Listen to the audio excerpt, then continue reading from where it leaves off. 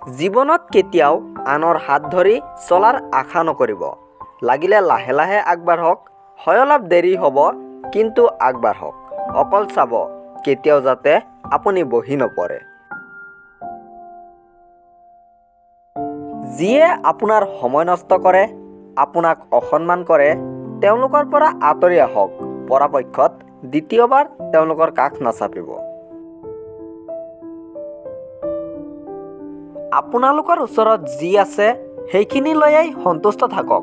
কাৰণ সম্পত্তি থকা নথকাৰ ওপৰত এজন মানুহ ভাল থকাটো নিৰ্ভৰ নকৰে। আচলতে মানুহৰ মনটো ভাল হ'ব লাগিব।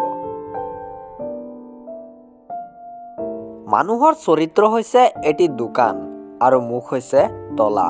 তলা খুলিলেই বুজি পোৱা যায় যে এইটো সোণৰ দোকান নে কয়লাৰ দোকান।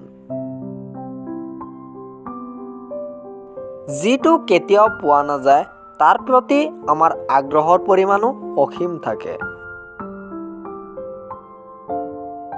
নজৰ দিবা, সুখ কিনিবলৈ গৈ কেতিয়াও যাতে নিজৰ শান্তিটোক হেৰাই নেপেলোৱা।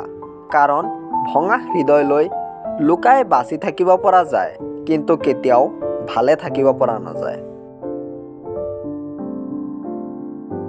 ঠাট্টা কৰাৰ চলত যিয়ে তোমাক আনৰ ওচৰত অপমান কৰে, তাক কেতিয়াও বন্ধু নবনাবা।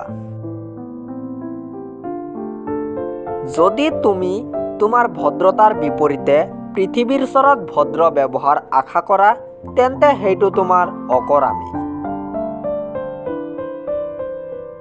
খং কৰা নাই, এই কথাষাৰৰ মাজত পৃথিৱীৰ আটাইতকৈ ভয়ানক খং থাকে।